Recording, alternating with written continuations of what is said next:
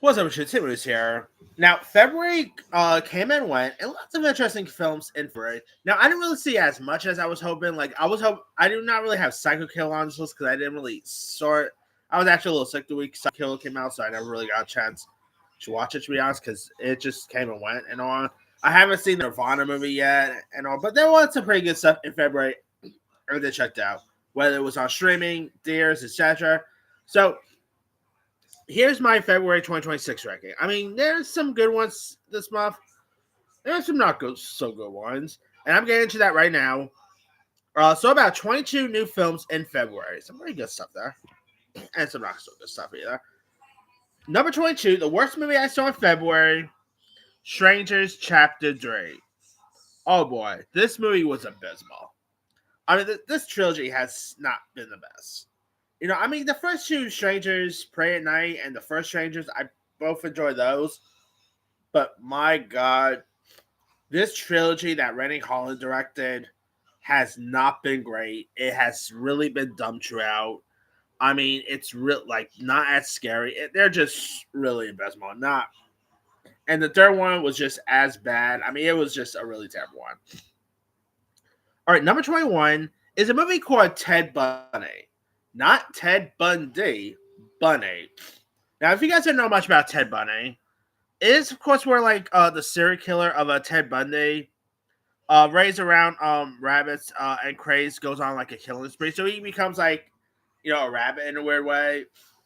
Uh, it's just not so good. Like the acting's terrible. I mean, you got legendary actress Dee Wallace in this.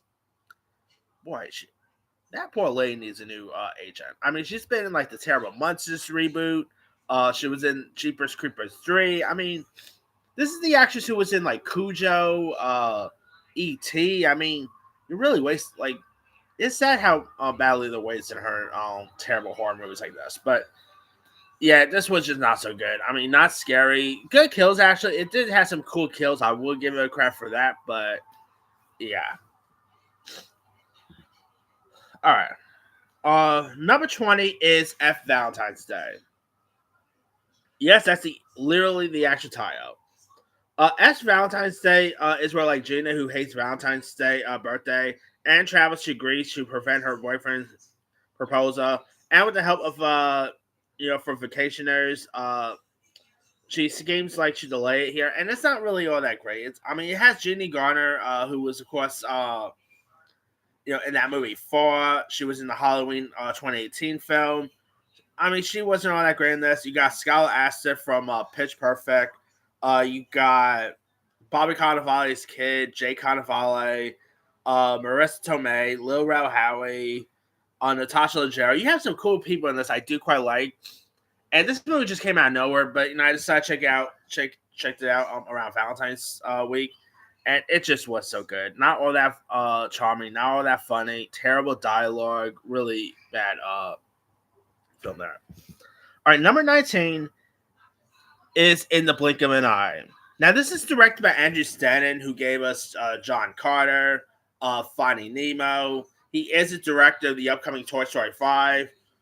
And this is like where like three storylines spanning thousands of years intersect and reflect on hope, connections, and the circle of life here. You got like Kate McKinnon, you got Rashida Jones, Daveed Diggs.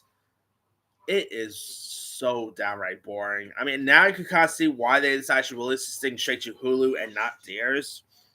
It like none of the stories really make much sense. It really has a little bit of that Cloud Atlas feel. I really got a little bit of a vibe of Cloud Atlas with this one. I mean, it's just not so great, and you can definitely tell this was not going to be great either, because this movie was actually filmed like a couple years back, so they released it now. But yeah, I cannot really recommend this one at all. So yeah. All right, number 16 is I Can Only Imagine 2. Now this is of course the follow-up to 2018's I Can Only Imagine with Mercy Me's Bart Millard, who is living the dream here, and he has sold out shows, arenas, and stuff. And here you got like a new bandmate, Tim Timmons, who joins the band for their biggest tour.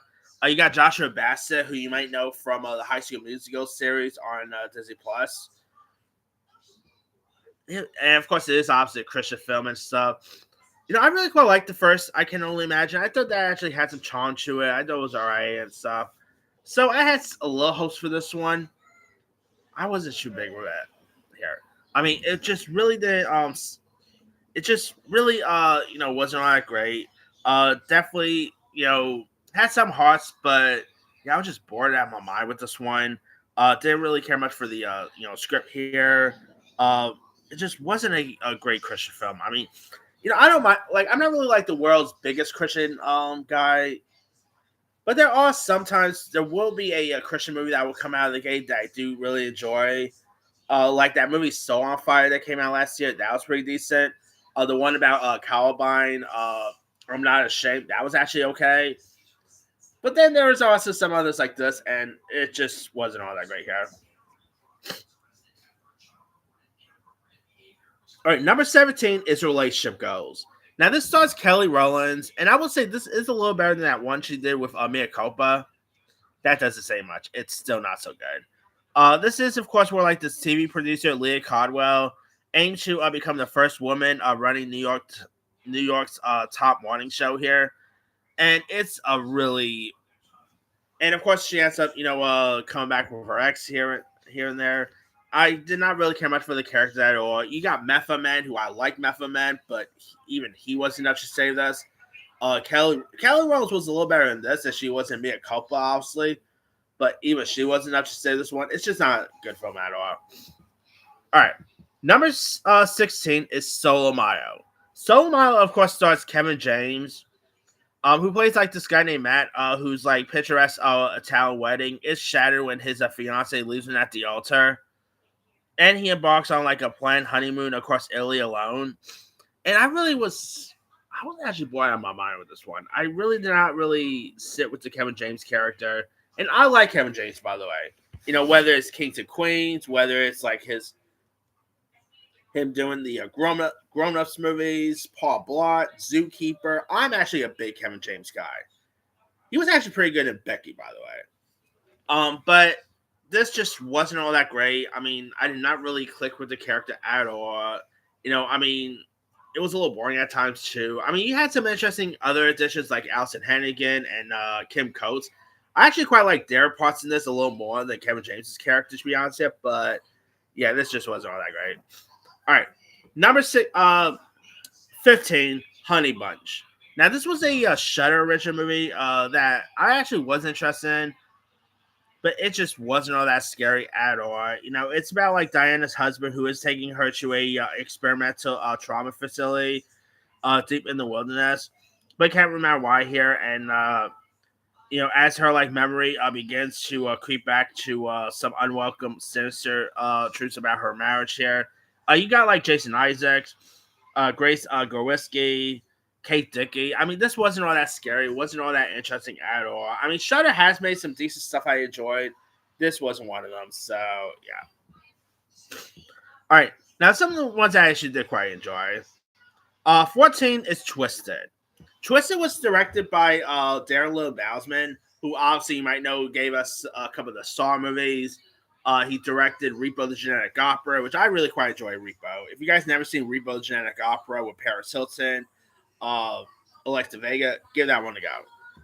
This is, of course, where like two millennials make quick money by leasing incredible New York City apartments they don't own here, and the con works until they run into like this apartment owner played by John Hanson. I mean, I thought Lon Lavera, of course, from Terrifier fame, she's really good in this. John Hanson has a little bit of that like Jigsaw elements. It definitely has a little bit of that Saw feel to it. I thought it was a pretty creepy one. Really interesting performances by John Hanson, by Lauren Lavera. I really thought it was a really decent little horror film that's well worth watching. All right, number 13 is Kissing is the Easy Part. Now, this is actually based on a book, and it stars Asher Angel, who you might know as Billy Bassett from the Shazam movies, and Paris Burlek, who was on that show Alexa and Katie on Netflix, and she's done like other Disney shows here and there. Uh, and here, this is of course more like this horror student named Sean agrees to tutor this rebellious student named Flora for a college recommendation letter. And I thought the chemistry with Paris and Asher was pretty good. It definitely was a really nice charm. Had some charm to it. It is a Tubi movie. It is on Tubi if you're interested in it. And sometimes Tubi original movies can be a hit and miss once in a while. This is one of the few movies that Tubi done that I actually thought was pretty decent. Definitely was an okay little one. Uh, Again, the chemistry with Asher and Paris is pretty decent. This really brings me back to like 2000s teen romance films and stuff. I know it's a pretty decent one. That's what we're watching. All right. Number 12 is The Blob. I thought it was just an okay little film. This stars the likes of Priyanka Chopra Jonas. You have Carl Urban. And this is, of course, a Amazon film where, like, a tranquil life on a remote island is shattered by the return of this former captain. And I actually had some fun with it. It had some really cool action. It really felt like Pirates of the Caribbean meets Dune in a weird way. Priyanka was pretty good in this. Carl Urban. It was a really decent one. And if you guys haven't seen it, give it a go. All right. Number 11 is Paul McCartney, Men on the Run. Of course, this is a documentary about Paul McCartney from the Beatles fame. And Paul McCartney here forms like a new band Wings after Beatles breakup here. And it features like home footage that shows his life with his wife Linda. I mean, it's a really really wonderful story. Of course, Paul McCartney is telling his life here as well. You know, I mean, obviously, if you're a fan of the Beatles, Paul McCartney, this is definitely well worth a watch. If you guys haven't seen it, it's on Amazon. Give that one a go.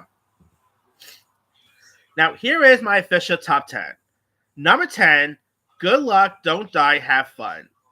Now, Good Luck, Don't Die, Have Fun stars Sam Rockwell, Juno Temple, Haley Lou Richardson, Michael Pena, Zazie Beetz. And it's about this man who is claiming to be from the future, who takes like the patrons of a iconic LA diner hostage. And the movie definitely has some fun aspects to it. Sam Rockwell's pretty good in this one. Zazie Beetz was pretty decent. Of course, it was directed by Gore Verbinski, who did a good job. It's a really decent, fun, entertaining film that I think it's well worth watching. All right. Number 9 is Pelion. I actually just saw this one yesterday. Pelion is a really cool film. I mean, very risque if you want to go there here. And this stars it stars Harry Melling from Harry Potter fame, Alexander Skarsgård, and we see a lot of Alexander Skarsgård in this, if you know what I mean there. This is, of course, it's about Khan, who's this gay young man who is swept by this fast talking Ray, this biker here, who takes him under his wing for a erotic focused relationship here. And let me just say, it's like Heated Rivalry, the show Heated Rivalry, but with bikers instead of hockey. And I gotta say, the chemistry with Harry Melling and Alexander Skarsgård is pretty decent. Pelion, by the way, also scored a couple of BAFTAs recent, like a couple of BAFTA nominations. I can't remember for one name, but yeah, of course, they got a couple of awards there. I thought it was pretty decent. The chemistry with Skarsgård and Melling's really decent. Alexander Skarsgård, by the way, is on this list twice, so there's that. But it's of course from A24. It's well worth watching. Again, it is a little risque, just so you know, just to give you a heads up. Now, you'll probably ask, wait, didn't this movie already came out? If you live in the UK, you probably have already seen it. Yeah, I believe it got released in the UK in November, but I decided I'll watch it. But of course, it got released in the US this month, and I checked it out and stuff. But it is a really decent film there. All right, number 8 is another romance movie based on a book, that is Wuthering Heights. I thought the Wuthering Heights film adaptation, based on a book by Bronte, was pretty decent. Quite like the chemistry with Margot Robbie and Jacob Elordi. It is very different, obviously, to the book from what I heard, because I never read the book there. But hey, forget the books and stuff. I still thought it was a really decent one. Margot Robbie, Jacob Elordi is pretty good. I like the scenery here. Great performances. I thought it was a pretty decent one. Like, Is it the director's better film? Obviously not. I still think Fennell's best film is still Promising Young Woman, but Wuthering Heights is still pretty decent there. Can't wait to see what her next project's gonna be. All right, number 7 is Epic, the Elvis Presley in concert. This was cool. I mean, it really felt like I was literally seeing Elvis in concert. Like it really showed us. I mean, it's directed by Boz Lerman, who, if you guys don't know, directed the Elvis biopic with Austin Butler, and I quite like the footage of Elvis doing his concert stuff. I mean, it really I never really went to a concert or anything, but it really shows like how different concerts was back then. I mean, you don't see people taking out the phones and taking pictures of Elvis and stuff like that. I mean, there are people who take pictures of Elvis, obviously, but with actual like cameras, not phone cameras. But yeah, it was pretty cool. You see like a footage of Elvis. You even see footage of like Elvis's family and stuff. You hear lots of really iconic Elvis music in this. I mean, it's just such a good one. I mean, if you guys haven't seen it, give it a go. It's a really cool concert experience, well worth watching. All right. Number 6 is Tyler Perry's Joe's College Road Trip. I had a fun time with this one. I mean, of course, this is like the latest Madea film, but it's not really with Madea per se. It's really with the Joe character, and who ends up pretty much taking his grandson on like a college road trip here, and it is a lot of fun. Definitely the Joe character really cracks me up. It definitely has some fun entertainment values. I mean, if you were hoping to see like Madea in this, you'll be disappointed because Madea is barely in it here, but I still had a fun time with this one. And hey, Tyler Perry hasn't really had always the best track record on Netflix. I mean, this and Straw, I think, is his better stuff he's put out. But yeah, it's also really raunchy try as well. All right, number 5 is Crime 101. I really had a fun time with Crime 101. I thought Chris Hemsworth was pretty decent. Love the heist aspect. Balt Layton, who gave us American Animals, did a good job with this one. I thought it was a really cool, entertaining film. Halle Berry, Mark Ruffalo is really good in this. Barry Keoghan, Monica Barbaro, Nick Nolte, Jaffa Jason Lee. Some good cast members that I think is well worth watching. All right, number 4 is The Moment. Of course, this is the Charlie XCX film. Of course, where she plays like a fictionalized version of herself who navigates like the complexities of fame and industry pressure. Alexander Skarsgård is also in this as well. I thought it was a pretty decent one. Charlie XCX really makes me want to see her in more stuff in the future. Skarsgård's pretty cool in this. Rachel Sennet's also in this. Kylie Jenner has a cameo. It's such a really cool one. I like the scenery here. I mean, it really felt like, I guess you say it felt like a Charlie XCX version of This Is Spider Tap in a way. I mean, it's a really decent documentary, well worth watching. All right. Number 3 is How to Make a Killing. Now, of course, pretty much show about 3 A24 movies this month, and this is the third one I saw. How to Make a Killing was a pretty good one. Of course, directed by the same director of Emily the Criminal, starring Glenn Powell, who of course like plays this man who is disowned at birth, by a wealthy family. And he will stop at nothing to reclaim his inheritance, no matter how many family members get in the way. And the movie definitely had some fun. Was really fun throughout. Margaret Qualley was pretty decent in this. Jessica Henwick, Glenn Powell. I mean, I thought it was a really decent film. Like seeing Glenn Powell's character just taking out family members just to get his inheritance is interesting to see. I mean, the movie is also pretty much told through him, in jail and stuff like that too. It's a really cool one. If you guys haven't seen it, highly recommend that one there. All right, number 2. This is going to be unpopular to say, and I don't care what say the unpopular is not. Number 2 is Scream 7. Now, I know the reviews hasn't been the greatest and stuff, but I quite like Scream 7. I mean, I would agree. It definitely, there was some problems with it. Like, could have had a better killer review at the end. But I don't know. I still had a fun time with it. I definitely, like the new group of characters here, which I admit I still really wish, we got to spend more time with some of the other characters. But yeah, I really had a fun time with Scream 7. Definitely has some fun aspects to it. I mean, I will agree. It's probably like my least favorite out of the Scream franchise, but I still thought it was a pretty decent installment and makes me more excited for another Scream movie. And hey, by the looks of the box office, Scream 8 is definitely happening. So yeah. And my favorite film of February is Goat. Goat is really good. I mean, it's not as good as like Sony Animation's recent film K-pop Demon Hunters, obviously, but I still had a fun time with it. Definitely felt like this generation Space Jam in a way. Love the voice talents, love the animation here. You know, it did pretty well in the box office, so who knows if we'll ever get a sequel to this or not. But yeah, I mean, who would ever expect that actually, out of all the films, the best one will actually be Goat over Scream 7?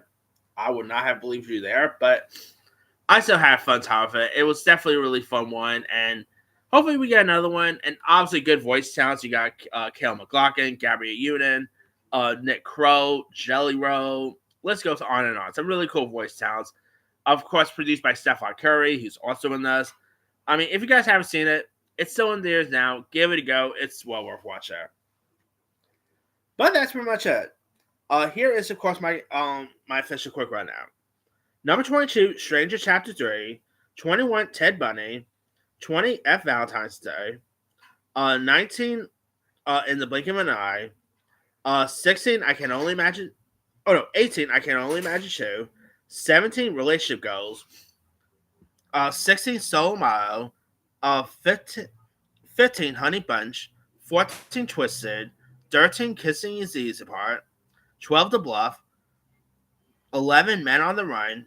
10, Good Luck, Have Fun, Don't Die. 9, Pillion. 8, Wuthering Heights. 7, Epic Elvis Presley Concert. 16, Joe's College Road Trip. 15, Crime 101. 5, Crime 101. 4, At the Moment. 3, How to Make a Killing. 2, Scream 7. And number 1 is Goat. Let me ask you guys, what was some of your favorite and least favorite films you saw in the month of February? Drop comments below. Don't forget to like, subscribe, hit that bell for notification. This is Tim Steiner.